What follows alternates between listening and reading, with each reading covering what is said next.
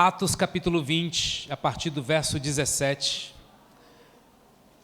Para quem está chegando na Casa Viva, a nossa versão oficial é a Bíblia Viva. Então, se você está no seu aplicativo, coloca lá NBV, Nova Bíblia Viva. É a nossa versão como igreja, usando a Bíblia Viva. Atos capítulo 20, a partir do verso 17. A palavra de Deus diz assim: Mas quando o navio chegou a Mileto, ele mandou um recado aos presbíteros da igreja de Éfeso. Quando chegaram, ele falou: Vocês sabem como vivi todo o tempo que estive com vocês, desde o dia em que pus o pé na Ásia até agora. Tenho feito humildemente o trabalho do Senhor e com lágrimas. Tenho sido provado seriamente pelas conspirações dos judeus contra a minha vida. Verso 20. Mesmo assim, vocês sabem que não deixei de anunciar o que fosse proveitoso para vocês, tanto publicamente como de casa em casa. Verso 21. Eu tenho tido uma só mensagem, tanto para os judeus como para os gregos. É necessário que se voltem do pecado para Deus, por meio da fé em nosso Senhor Jesus Cristo. Verso 22. E agora vou para Jerusalém, obedecendo o Espírito Santo, não sabendo o que me espera ali, a não ser que o Espírito Santo me tenha dito de cidade em cidade que eu tenho pela frente prisão e sofrimento. Verso 24. Mas eu não dou valor à minha própria vida, a menos que eu possa terminar a carreira e completar a obra que o Senhor Jesus me destinou a realizar.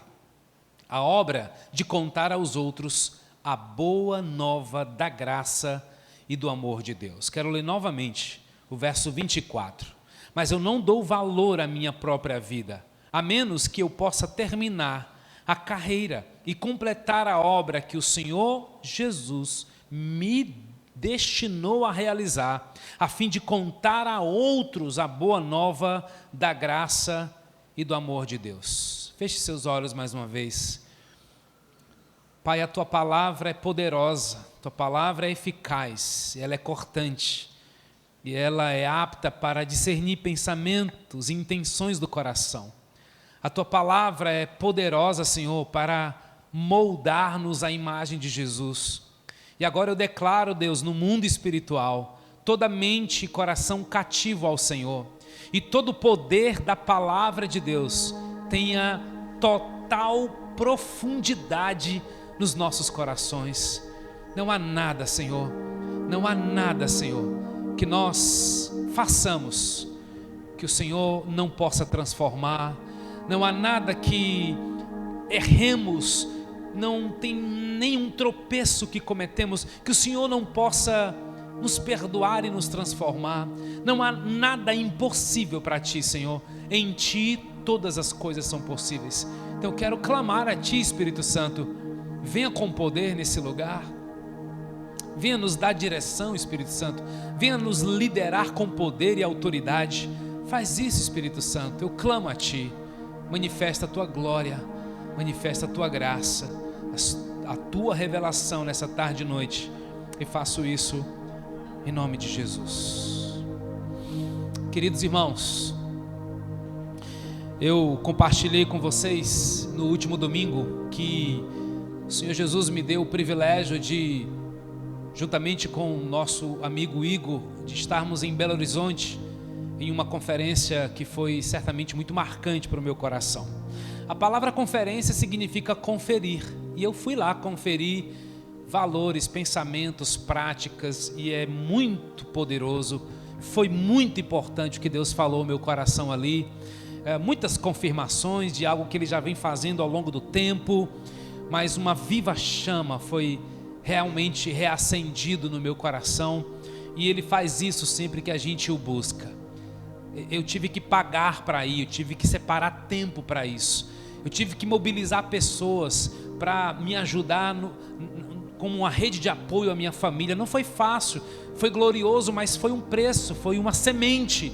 E é assim na vida cristã. Sempre que quisermos mergulhar um pouco mais fundo, a gente vai ter que deixar alguma coisa, a gente vai ter que abrir mão de outra, porque não é sobre o que é importante, é sobre o que é mais importante do importante. É sobre o que é mais importante do menos importante. Eu tento fazer isso sempre que estou discipulando alguém. Eu não tenho ousadia de lhes dizer que o que você faz no seu dia a dia não é importante para você. Certamente é importante o seu trabalho, o seu lazer, o seu tempo na academia, o seu tempo brincando com joguinhos, é importante para você. O que muita gente não sabe é diferenciar o que é importante do menos importante. E às vezes gastamos tempos e tempos naquilo que é menos importante, gerando o que de resultado? Tão pouco, né, gente?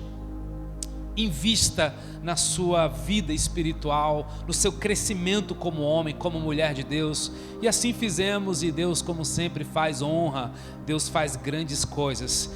E eu estou muito feliz de poder compartilhar com vocês algumas coisas de volta àquilo que é a visão de Deus para a nossa igreja, a visão de Deus para a Casa Viva. Eu fiquei tão feliz, gente, que essa semana um dos nossos líderes comentou lá no nosso grupo de WhatsApp que nós temos muitas igrejas na nossa cidade, e eu sou grato a Deus por isso. Eu acredito mesmo na expansão do reino, na diversidade das igrejas. Não sou bairrista, não quero ser, já fui um dia. Eu acredito mesmo que Deus não vem buscar placa nem denominação. Deus não vem buscar isso mesmo, Ele vem buscar um povo, uma noiva, uma igreja. E eu faço parte dela, você também? Aqui nós temos um endereço, uma identificação, aqui nós temos um tipo de família, e nessa família ela tem um jeito de ser. E nessa mensagem a nossa líder lá falou assim, tem muitas igrejas, mas tem poucos lugares para chamar de casa. Eu disse, poxa, eu recebi isso como um encorajamento para a minha vida, porque a Casa Viva se propõe a ser uma igreja casa. Gente, eu tenho muita alegria, junto com Vanessa, de poder acolher o melhor que a gente pode. A gente faz isso de manhã, de tarde, de noite, recebe na nossa casa, onde for, o que for possível. Nós temos um apreço por cada pessoa. Eu sou um camarada relativamente insistente, até que você diga, não me liga, cara chato. Se você não me disser nada, eu vou continuar orando por você, orando mesmo, mando um áudio de oração por você, mando uma mensagem. Se eu sentir falta, não fica só para mim, você vai saber que eu senti sua falta, porque isso de fato é um DNA muito bíblico, gente. É um DNA muito cristocêntrico. Não é meu, não é a igreja, aquelas frases, a igreja tem a cara do pastor. Não, gente, a igreja tem a cara de Jesus. E Jesus, ele tocava as pessoas, Jesus amava andar nas casas, Jesus amava conversar com todo tipo de gente. Eu estou aprendendo isso, ainda não falo com todo tipo de gente. Tem gente que me assusta mesmo, tem gente que eu sou mais calculista para me aproximar, são minhas limitações, mas eu entendo que igreja não são as pessoas que eu escolho, são os presentes que Deus me dá. Igreja não são pessoas que eu seleciono, são bênçãos que Deus nos dá. Então, se Deus tem trazido você para a Casa Viva, nós nos propomos a ser uma igreja casa. E isso alegra muito o meu coração. Eu quero falar de um homem para iniciar, que é o apóstolo Paulo. Paulo tem uma mente de um homem que começa algo e quer terminar algo. Paulo, vindo desse DNA cristocêntrico, tendo encontrado-se com Cristo Jesus, tendo um coração cristocêntrico, ele transmite um DNA tão poderoso e que eu vejo ao longo de toda a Bíblia. Gente, na teologia nós temos a teologia sistemática e nós temos a teologia geral. A teologia sistemática, ela fatia a Bíblia por livros, por temas, e você aprofunda naquele tema. E a teologia geral, você vê traços de Gênesis, Apocalipse, daquilo que está em toda a Bíblia. Por exemplo, toda a Bíblia fala de uma pessoa, Cristo Jesus. Pois nele foram criadas todas as coisas, as que estão nos céus, as que estão na terra, sejam tronos ou soberanias, poderes ou autoridades. Tudo foi feito por Ele e para Ele. Nele converge todas as coisas. O assunto é Cristo. Mas tem vários outros assuntos, e um deles é o que está ardendo no meu coração. Você não vai ver o substantivo, você talvez nem vá ver o verbo, mas ele está lá. É a multiplicação. E esse homem Paulo, ele andou com Deus e ele tinha esse DNA no seu coração. O problema de Jerusalém é que Paulo estava sendo perseguido, Paulo era um traidor para eles, esse é um pouquinho do contexto. Ele foi ordenado para ir a Jerusalém, ele foi avisado que iria sofrer em Jerusalém, ele foi avisado que ele passaria por algemas e prisões, lhe aguardando. E Paulo tinha em mente um DNA que começou em Gênesis, o DNA da multiplicação. Atos 28:31 falava a eles com toda a coragem a respeito do reino de Deus e ensinava acerca do Senhor Jesus, e tinha toda a liberdade para fazer isso. Gente, a Bíblia diz que Paulo prega a palavra ensinando com toda a liberdade, estando ele preso. Paulo fala de vida quando ele está à beira da morte. Paulo fala de liberdade quando ele está algemado. O cara está amarrado, sofreu açoite, foi algemado, mas ele diz: eu preguei o evangelho sem impedimento algum. Isso confronta demais a minha fé.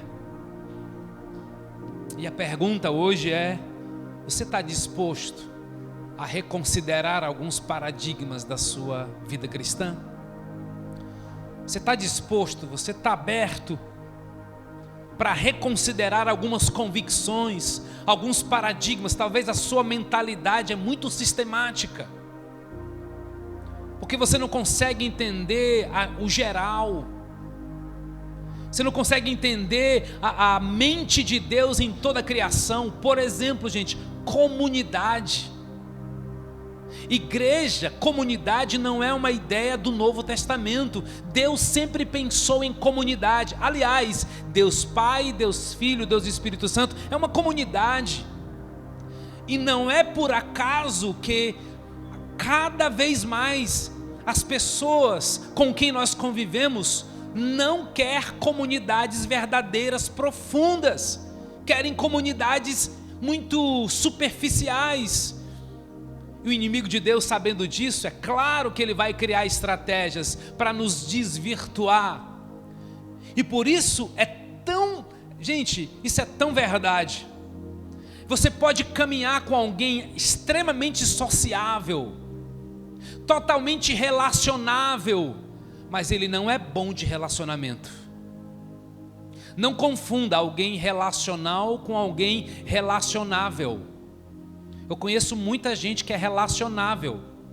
Ele sabe entrar, ele sabe sair, ele é educado, ele sabe falar, ele sabe cumprimentar as pessoas, ele sabe fazer dinâmica de grupo, mas quando você chega mais perto, você não consegue acessá-lo. Por quê?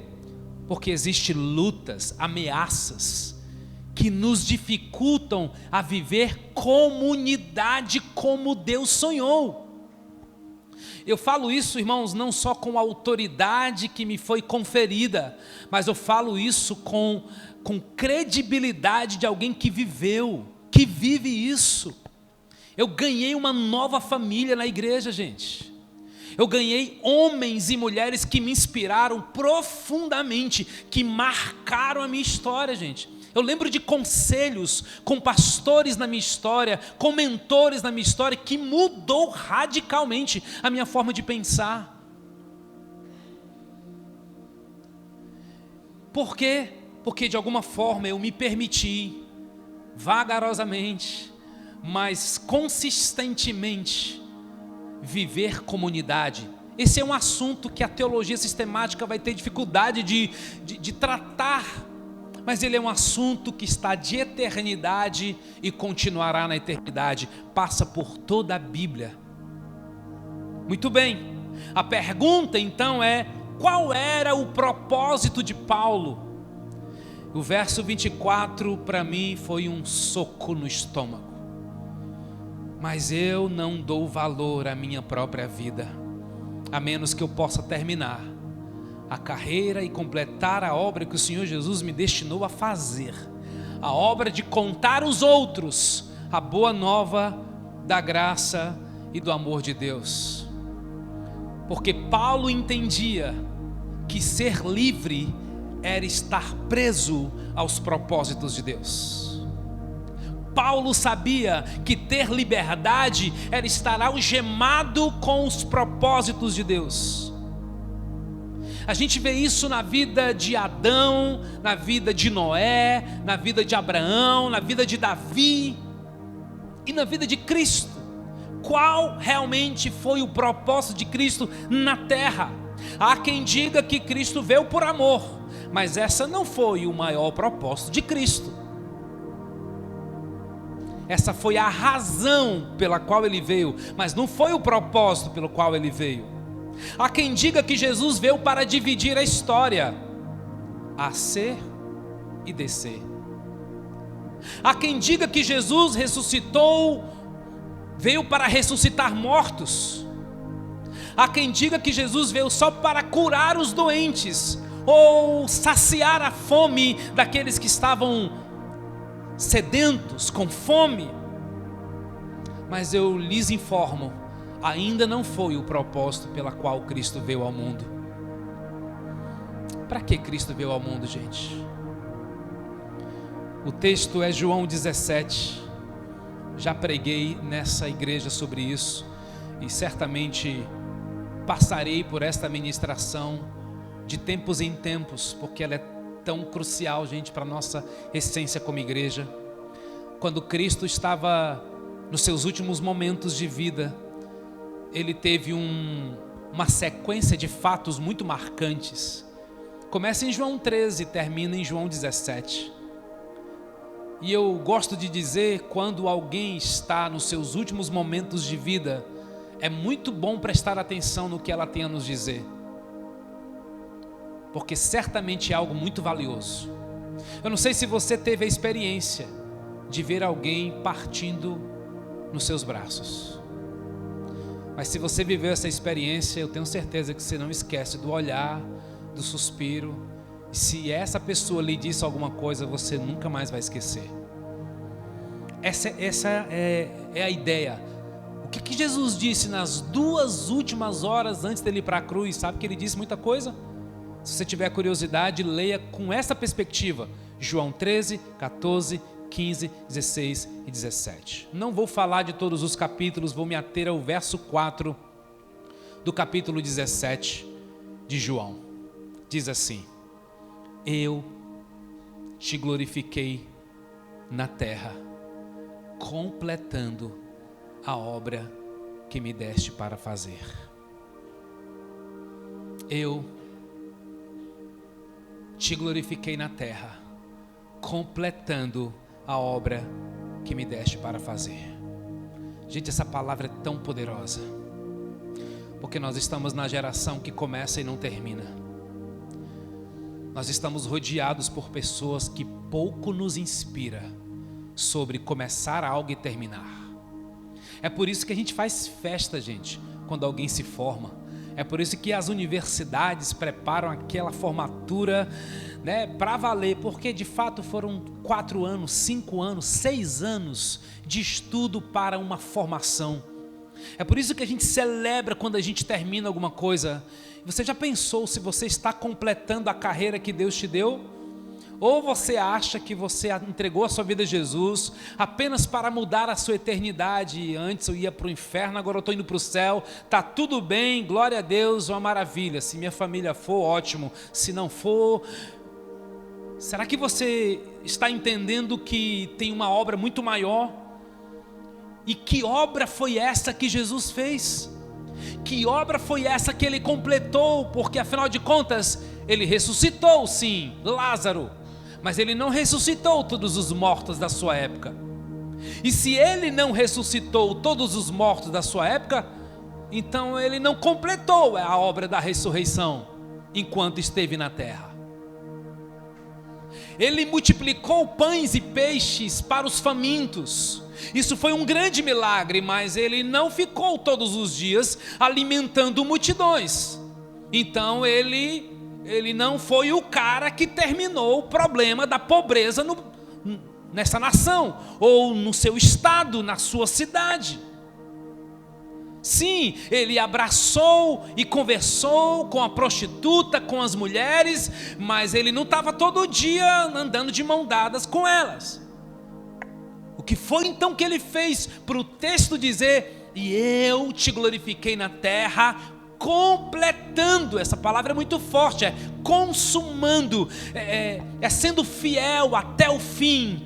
Irmãos, isso é o DNA da Igreja Casa Viva.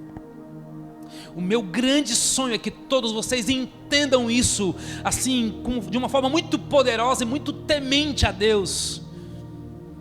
Porque nós seremos tentados a dar resultados que Deus não nos pediu.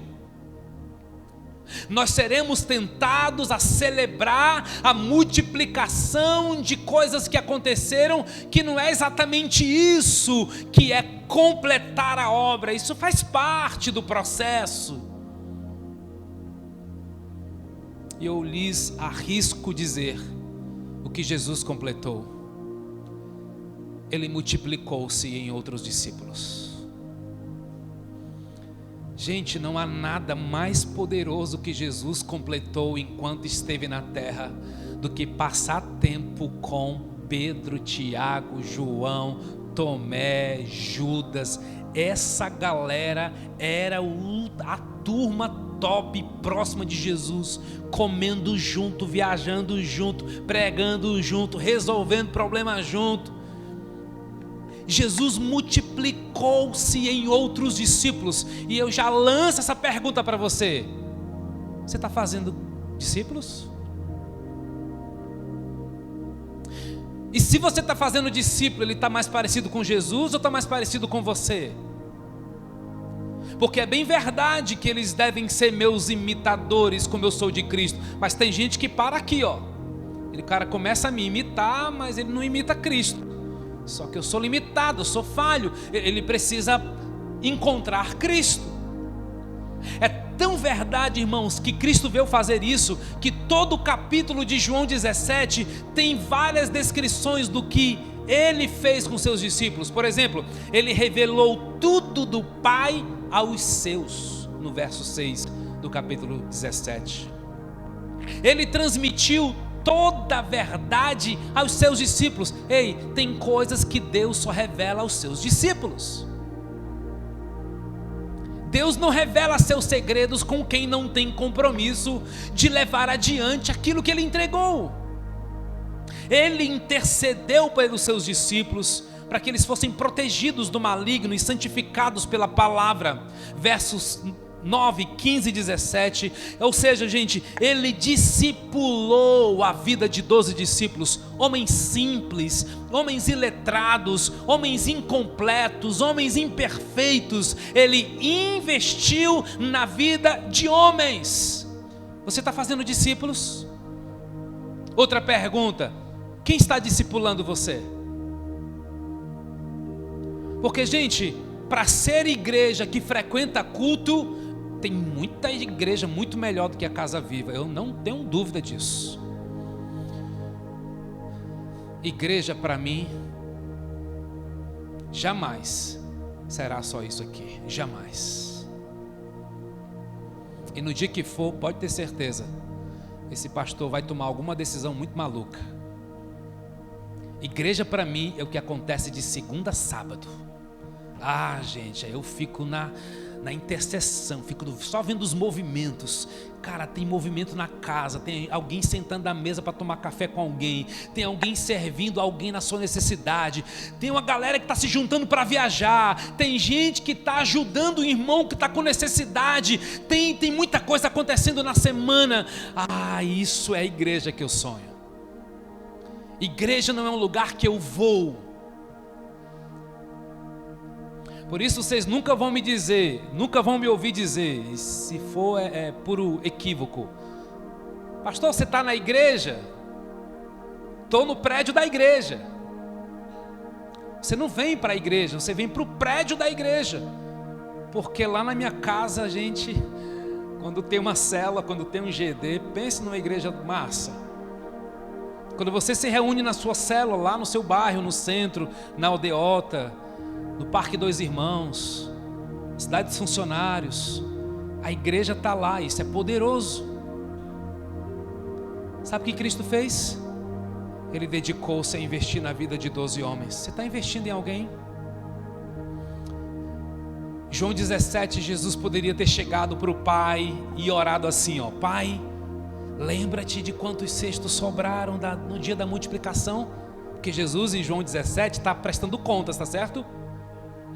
Jesus está prestando contas do ministério dele para o Pai. Imagina Jesus dizendo assim: Pai, sobraram 12 cestos. Foi top aquele momento, foi não, Deus? Imagina Jesus orando em João 17: Pai, tu lembra-te daquele gadareno que foi liberto com uma legião de demônios? Aqueles perturbadores. Imagina Jesus prestando contas do que ele fez no seu ministério do dia a dia. Ele não orou dizendo assim: ei pai, tu lembra daquela mulher que estava com hemorragia e foi curada? Eu acho até que muitos me aceitaram naquele dia. Foi muito mal. Deus, pai, tu é show demais e tu me enviou, eu estou tão feliz. Imagina Jesus olhando, dizendo assim: eu conversei com aquela mulher lá que o Senhor me colocou, pai, a mulher samaritana, eu dei de beber água para ela e matei a sede da alma dela. Ela até falou das minhas maravilhas na cidade dela. Jesus não falou nada disso, gente. O que Jesus falou em João 17? Eu fiz discípulos. Eu estou enviando os meus discípulos por todo o planeta. João 17, 18.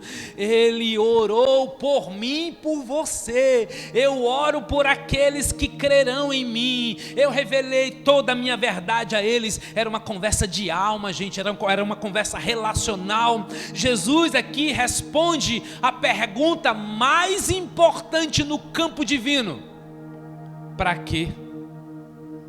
Para que é a mais importante pergunta que nós devemos fazer. Para quê? E não o porquê. O porquê Jesus veio ao mundo, todos nós já sabemos. João 3,16. Por quê? Deus amou o mundo de tal maneira. Mas para que mesmo que ele veio ao mundo? Para fazer discípulos.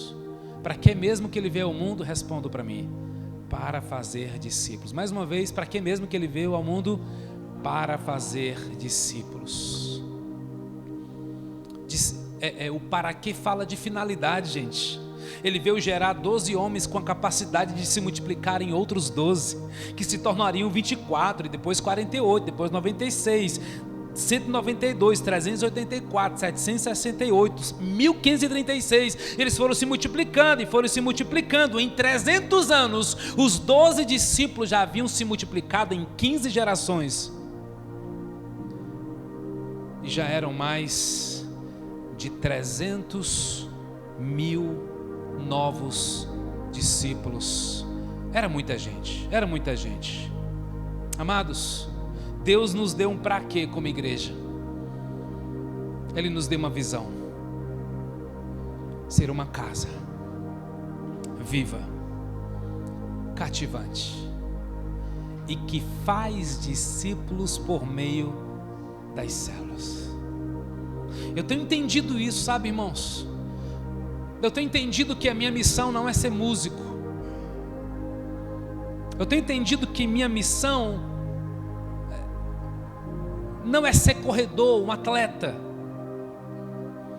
E eu acho isso também sobre você. A sua missão não é ser um médico, uma fisioterapeuta, um psicólogo, um empreendedor. A sua missão é ser igual a Jesus e fazer o que Ele fez. Quando isso estiver assentado, meu amigo, tudo que você fizer vai fluir. Vai fluir. Essa missão tem movido o meu coração, tem transformado o meu ministério, porque não há líder, não há igreja, não há empresa que não trabalhe por uma visão que recebeu da parte de Deus. Foi assim com Jesus, gente. Ele foi o que foi, Ele foi o Cordeiro de Deus, Ele foi o pão da vida, Ele foi a luz do mundo, Ele foi o verbo da vida, Ele foi a videira verdadeira, Ele foi o bom pastor, Ele fez milagres, mas o que Ele mesmo veio fazer, foram 12 homens iguais a Ele. Essa foi a obra que Ele completou. Nós vamos completar a nossa obra também, fazendo o que Ele fez. E eu sei que a gente tem uma grande dificuldade de entender, principalmente pela mentalidade ocidental, muito por essa coisa de fatiar a vida. É muito comum ainda ouvir, é porque o meu lado espiritual, eu me tremo todinho quando escuto essa frase. O meu lado espiritual, é porque minha parte espiritual, não, o espiritual não pode ser uma parte, ele tem que ser tudo, ele tem que ser o centro da sua vida. É Jesus mudando o meu casamento, é Jesus influenciando a minha empresa, é Jesus tocando os meus pacientes, é Jesus abençoando os meus vizinhos. Tudo tem um propósito, gente. Nós vamos completar essa obra que Ele nos deu para fazer também.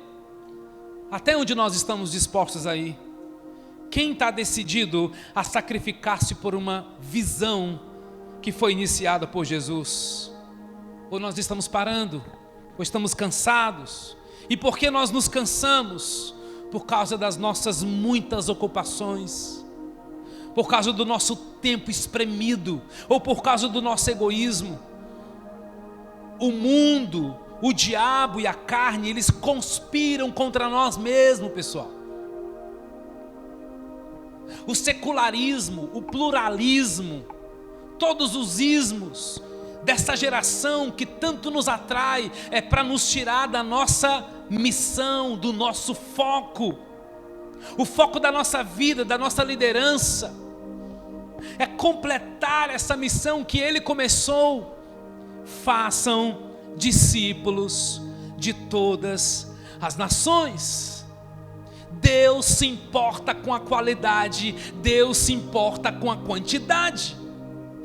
Tiremos a tirania do ou e coloquemos a sinergia do i. Ele se importa com a profundidade do seu relacionamento com Ele, tanto quanto Ele se importa com o seu vizinho chato, tanto quanto Ele se importa com as pessoas intragáveis, que não são aceitas. Ele se importa com a quantidade de pessoas que você está gerando para Ele.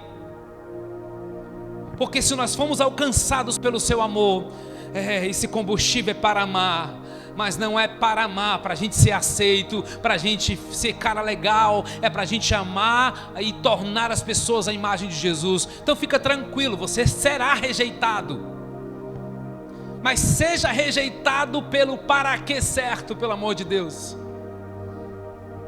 Sim, você ajudará alguém, você discipulará alguém, daqui a pouco esse alguém está contra você, nenhuma surpresa, Jesus também passou por isso. Negaram, fizeram barbaridades com Ele, sim, faz parte do processo, faz parte do processo. Deus está soprando sobre a sua igreja ao redor do mundo.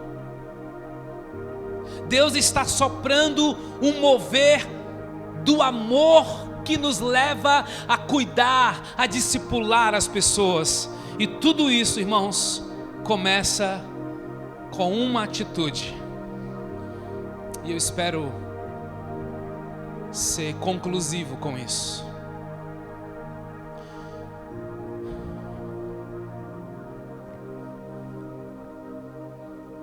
qual é mesmo o combustível da nossa missão? Qual é mesmo o nosso combustível para a gente fazer a diferença na vida das pessoas?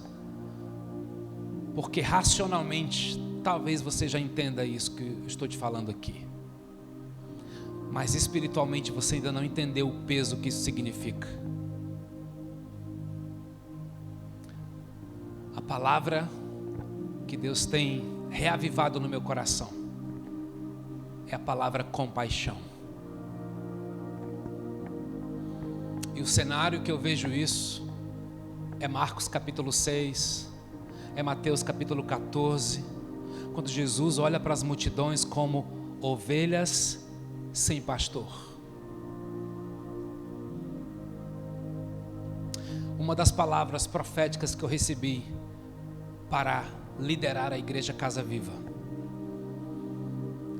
é que eu iria pastorear muitas ovelhas sem pastor. É daqueles que já sabem que são salvos, tem um endereço para ir, tem um culto para frequentar. E foi tão forte isso, irmãos. Eu não sei como eu vou fazer isso, mas eu estou tão confortável de que multiplicação não é uma estratégia, é um milagre. E nós temos ministrado sobre milagres na nossa igreja. Nós temos ministrado sobre uma visão espiritual, sobre tudo aquilo que a gente vê. Gente, não é por acaso que nós ministramos nos últimos 6, 7 domingos sobre a armadura de Deus, para a gente resistir, porque o que tem de gente caída, meu Deus, meu Deus. O que tem de discípulo fora de combate, discípulo que não evangeliza mais ninguém, discípulo que não gosta de viver igreja de casa em casa, não entendeu nada de Atos, discípulo que não dá dízimo, que não serve na igreja, porque acha que isso é uma besteira. Não, é só o coração avarento mesmo. Porque todo mundo que vai discutir sobre dízimo na igreja pode vasculhar, meu filho, tem um avarento por trás. Que eu nunca vi um generoso gastando tempo para discutir na Bíblia por que eu tenho que dar o dízimo. É só avarento mesmo que faz isso. Pronto, falei. Voltando.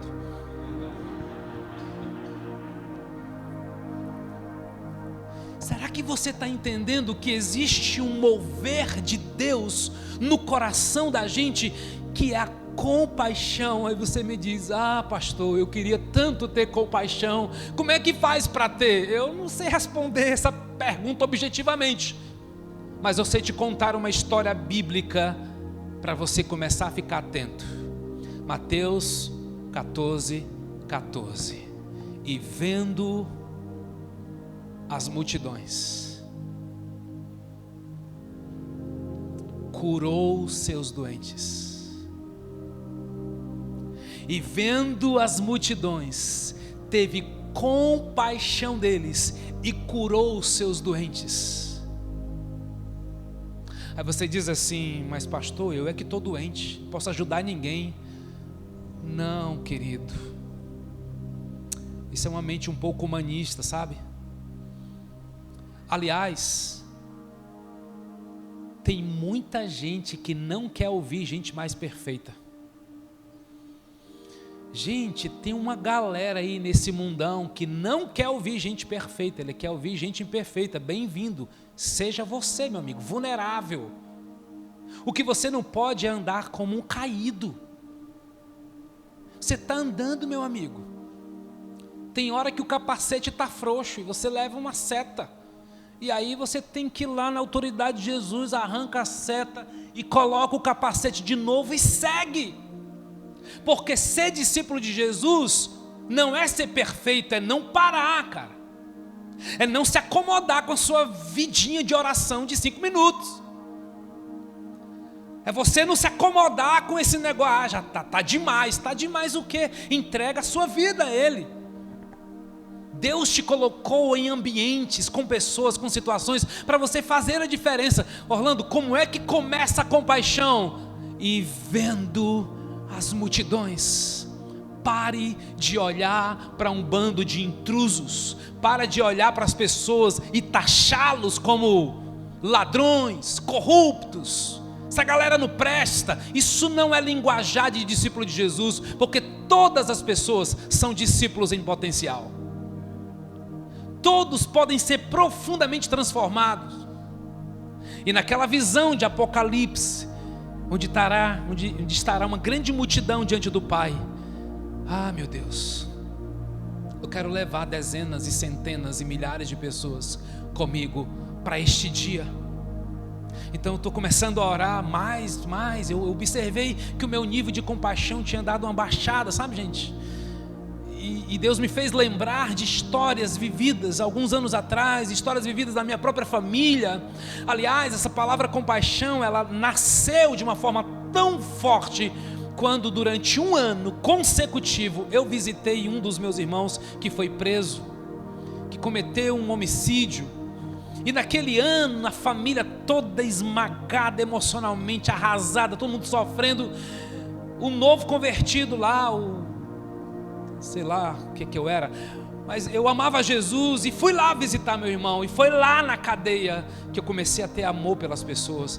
Gente, não foi nada proposital, não foi nada assim para me achar, nada disso, pessoal. Deus foi me mostrando que tem gente que está preso às cadeias desse estado porque ele cometeu um ato muito infeliz, e esse ato quebrou uma lei. E como eu sempre digo, quando você quebra um princípio, o princípio quebra você.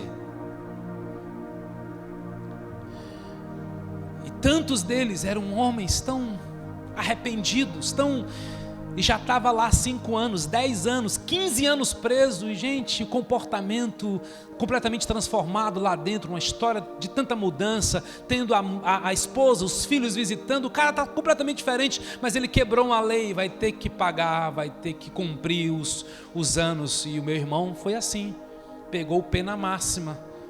E eu fui lá, e Deus foi gerando compaixão no meu coração, para começar a olhar para as pessoas. Eu estou meio assim, sabe, quando eu começo a ouvir, não, mas esse não tem jeito não, você não fala isso perto de mim. Tem jeito sim, inclusive você teve jeito. Deus ama você, Ele tem colocado pessoas que têm amado você, que não têm desistido de você. Gente, a compaixão nasce com uma mudança de olhar, e vendo as multidões, olhe para as pessoas, para o coração delas, olhe para a história, para as dores delas, olhe, dê atenção, convide para conhecer Jesus, convide para ir na sua célula, convide para ter um tempo de oração com você. A gente precisa fazer isso. Começa com o coração cheio de compaixão. A gente não tem noção do que é o inferno. A gente não tem noção do que é uma vida absolutamente sem Deus. E Deus está afiando as nossas espadas. Deus está preparando a nossa igreja para um novo tempo de crescimento e multiplicação. Será assim até Jesus voltar, gente. Será assim até Jesus voltar. De verdade, não tem nenhuma mania de grandeza no meu coração. Deus sabe disso. Eu já fiz parte de uma igreja de 6.000 membros. Hoje eu sou pastor de uma igreja de 100 pessoas. Não tem a ver com quantidade, tem a ver com andar com pessoas rumo à missão que Ele nos deu. Então, por favor, não desista das pessoas. Olhe para elas, tenha amor por elas. Os seus vizinhos, coloque-as na sua lista de oração, convide gente nova. E daqui a alguns domingos eu vou apresentar para vocês na prática como nós viveremos um processo como igreja nas casas, como nós viveremos um movimento. Mas a gente precisa orar, jejuar, preparar o coração da liderança, prepará-los biblicamente para entender a atmosfera de Deus para nós. Tudo começa com olhar. Você está vendo o que Jesus está vendo? Ele via pessoas. A segunda pergunta é: você está fazendo o que Jesus está fazendo? O que Ele fez? Ele curou os doentes. Você sabe que um abraço cura. Você sabe que ouvir cura. Você sabe que declarar para alguém: você é muito amado, pode mudar a vida de alguém, porque ela nunca ouviu isso do pai dela, nem da mãe dela. Você sabe que você tem uma mensagem poderosa, que é a mensagem do Evangelho, que traz cura. Vamos lá, gente. Vamos gastar menos tempo com coisas e fazer o que de fato é mais importante: amar as pessoas. Você vai chegar a uma conclusão: dá muito trabalho. Bem-vindo. Orem, pois, ao Senhor da seara, que envia o quê? Trabalhadores. Antes de ser um discipulador, você precisa aprender a ser um trabalhador. Porque eu posso até discipular o filho do outro, eu posso até adotar outro para discipular, mas nós já começamos a sentir, só entre a liderança dessa igreja, as dores de parto, o que é discipular filho alheio. É muito difícil.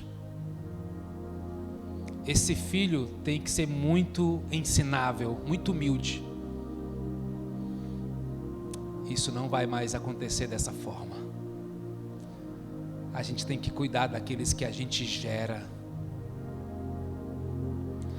Gente, é absolutamente diferente aqueles que um dia eu conduzi a Jesus. Eles nem estão na casa viva, eles nem fazem parte da minha célula, mas é muito diferente a relação. Porque alguns anos atrás eu aprendi que eu não só evangelizo e convido alguém para entregar a vida a Jesus, ele levanta a mão e se converte, eu largo o bebê novo convertido na calçada do hospital, como se alguém fosse cuidar dele. Já faz alguns anos que Deus mudou isso em mim. E eu comecei a gerar pessoas, eu comecei a discipulá-las, a consolidá-las. Tem um processo, gente. A gente evangeliza pela compaixão, mas esse novo convertido precisa um dia confirmar que ele quer fazer parte dessa família. Porque tem filho que é assim, não é?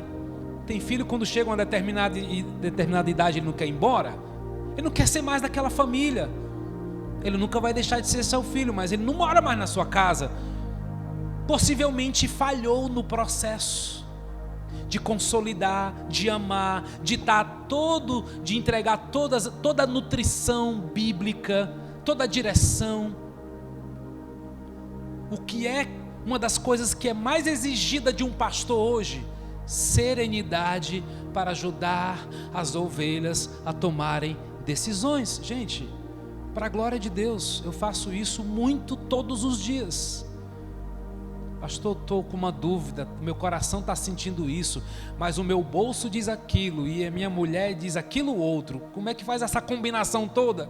É desafiador ser pastor nessa geração. Porque adotando muitos filhos desnutridos, muitas terras secas. Mas Deus está enchendo. Deus está enchendo a casa, gente. Cada noite do Fluir que a gente tem vivido como igreja, é claro, uma visão clara. Deus está enchendo a casa. Deus está enchendo a casa com o Espírito Santo, dando corações ensináveis, onde eu não preciso fazer esforço para cuidar de alguém. Não, gente, os meus filhos amam ser cuidados por mim. Eles solicitam, eles pedem, eles conversam, eles abrem o coração. É isso, tem que fluir, não pode ser, vem cá, senta aqui, você vai ter que me ouvir. Quando diz você vai ter que, tem que, já corro fora. Você não tem que nada, meu filho, você tem que se entregar. Se é uma entrega, aí beleza, vai fluir. Não vamos mais gastar tantas energias para isso, vamos nutrir a compaixão no nosso coração. Sexta-feira eu estava tocando forró na associação dos moradores do nosso bairro. E tinha lá alguns irmãos da nossa igreja comigo, e eu fiquei tão feliz. E eu olhava para aquela multidão e dizendo assim: meu Deus, está aqui, cara, nosso quintal. Deus nos deu um coração, Deus nos deu uma boa relação com o presidente dessa associação, a vice-presidente, uma amizade tão bacana, fluindo. Cara, que legal, eu fui lá, toquei sanfona. Ninguém me obrigou a cantar Luiz Gonzaga e ninguém me impediu de cantar Ele Não Desiste de Você. E a mensagem está entrando, e eu louvo a Deus, porque essas portas estão sendo abertas. Eu fico assim, cadê a compaixão? Nós temos, igreja, pessoas que estão pulando no nosso pescoço, dizendo, me ajuda, me ajuda. A gente tem que ter essa visão de urgência. Quanto tempo nós estamos dedicando para cumprir o grande propósito que Jesus nos deixou? Eu preciso lhe informar que Mateus 28 tem uma ordem. Lá tem escrito assim, grande sugestão, é isso?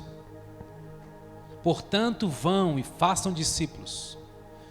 Lá tem escrito grande comissão, significa o quê? Missão em conjunto. De comunidade, missão.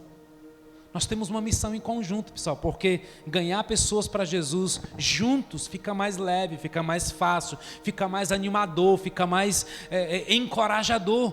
Mas eu não sei onde nós estamos com a cabeça e com o coração, porque se a gente continuar olhando para o Evangelho apenas para mim, para a minha família, para a minha agenda, para a minha necessidade, não vai crescer, não vai fluir, não vamos cumprir o propósito de Deus para as nossas vidas. Será que não tem um espaçozinho aí para você começar a dar 1% do seu tempo? Quanto é aí os matemáticos? 1% de 24 horas.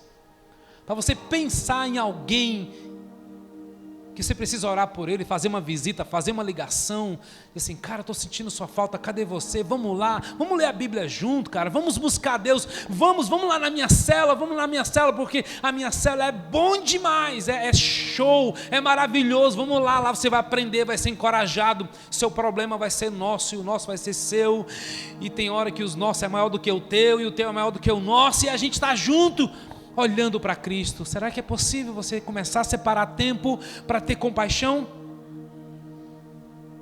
Isso é um milagre e é só Deus que pode fazer isso.